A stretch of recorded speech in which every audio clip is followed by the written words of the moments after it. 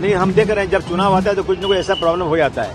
अब उसके वो क्यों होता है मैं नहीं बोलना चाहता हूँ, मैं इस पर कोई उंगली नहीं उठाना चाहता हूँ, लेकिन चुनाव आता है तो ये चीजें क्यों होती हैं इसकी भी इंक्वायरी होना चाहिए। नहीं, दिल्ली कैपिटल है, कोई दिल्ली कोई एक जो है ना कोई कस्बा नहीं है।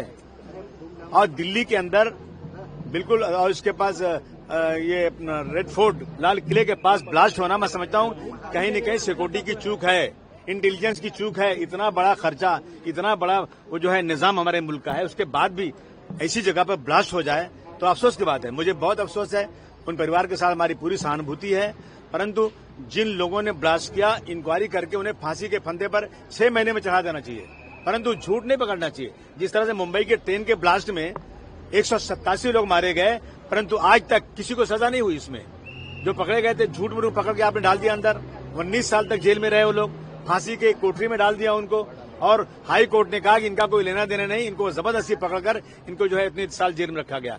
ऐसा देश में नहीं होना चाहिए और किसी निर्दोष के साथ ऐसा न करो। अगर अपनी नाकामी को छुपाने के लिए किसी को पकड़ के जेल में डाल देना, मैं समझता हूँ ये बहुत बड़ा जो है बहुत बड़ी नाइंसाफी है, और जो है ये इनकी नाकामयाबी है, असफलता है डिपार्टमेंट की जो इस तरह करते हैं, और बहुत सही तरीके से इसकी इंक्वायरी होना चाहिए और उसको सजा मिलना चाहिए। आपको लगता है कि ये बहुत बड़ा एक इंटेलिजेंस फेलियर भी है सरकार का? मैं तो कहूंगा इंडिया फेलियर तो है ही है ना। अगर इस तरह से होगा, दिल्ली शहर के अंदर जहां प्राइम मिनिस्टर रहते हैं, जहां प्रेसिडेंट ऑफ इंडिया रहते हैं, पूरी सरकार वहां से चलती है, वहां पर दिल्ली के दिल के अंदर इस तरह का ब्लास्ट होना, मैं समझता हूँ फेलियर है, 100% फेलियर है।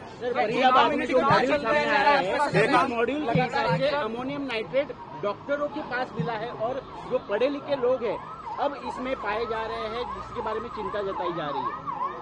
बहुत अफसोस की बात है कि देश में ये चीजें हो रही हैं। आतंकवाद को खत्म करना पड़ेगा, लेकिन एक बात सुनिए कि जुल्म और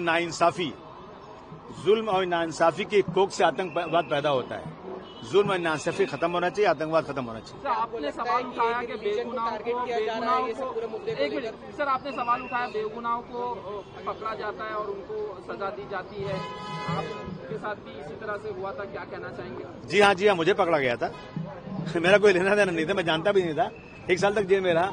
वो तो मेरे पास पैसे थे, मेरे घर वालों ने मेहनत किया, सुप्रीम कोर्ट में गए, भारतवर्ष के सबसे बड़े बड़े वकीलों को खड़ा किया, तो मैं 1 साल मुझे लगे अपनी बेगुनाही को साबित करने के लिए। मेरा केस चला नहीं था कि विटनेस कोई फेल हो गया हो, ऐसा कुछ हो गया। इन्होंने जिस बेस पे मुझे पकड़ा था वो कुछ था ही नहीं, बेसलेस बातें थी। और 19 साल तक 12 लोगों को जेल में रखा गया और 12 के 12 बेगुनाह थे, ये साबित हो गया।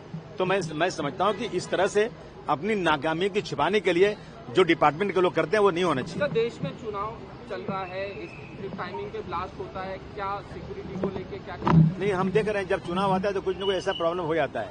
अब उसके वो क्यों होता है मैं नहीं बोलना चाहता हूँ, मैं इस पर कोई उंगली नहीं उठाना चाहता हूँ, लेकिन चुनाव आता है तो ये चीजें क्यों होती हैं इसकी भी इंक्वायरी होना चाहिए।